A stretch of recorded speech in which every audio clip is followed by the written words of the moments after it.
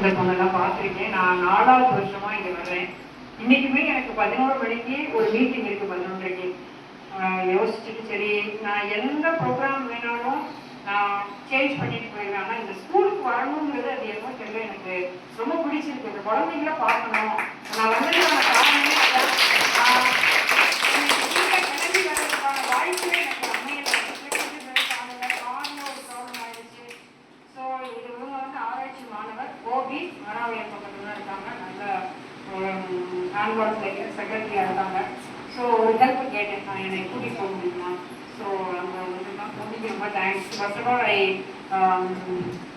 convey my thanks and regards to the principal, headmaster of this school and all the faculty members and students.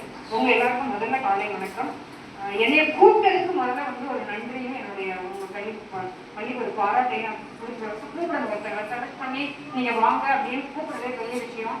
அதுக்கப்புறம் தான் நம்ம போகிறதான்னு decide பண்ணுவோம். So அந்த விதமாக வந்து உங்கள் பள்ளிக்கு எல்லாருக்கும் என்னுடைய வணக்கம், வாழ்த்து, நன்றி எல்லாத்தையும் தெரிவிச்சுக்கிறேன். ஸோ அதுக்கு முன்னாடி வந்து நாங்கள் இந்த டவர் வந்து வருஷம் வந்து எனக்கு கொடுப்பாங்க சார்.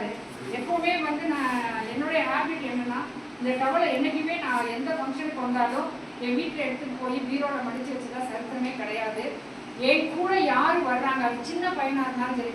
போன வருஷம் சக்ஸஸ்னு ஒரு அன்னை கூப்பிட்டு வந்தேன்னா, போன வருஷம் ஜெயஸ்ரீன்னு ஒரு பொண்ணை கூட்டிகிட்டு வந்தேன்னா, ஸோ அதுக்கு முன்னாடி ஒருத்தர் வந்திருக்காங்க. இன்னைக்கு என்னுடைய ஸ்டூடெண்ட் எனக்காக வந்திருக்காங்க. ஸோ இதை வந்து என் மாணவனுக்கு கொடுத்து அவங்களுடைய உயர்வை பார்க்கறது தான் ஒரு டீச்சர் எப்பவுமே விரும்புவாங்க. ஸோ இந்த ஷால் வந்து நானே என்னுடைய மாணவனுக்கு நான் கொடுக்குறேன்.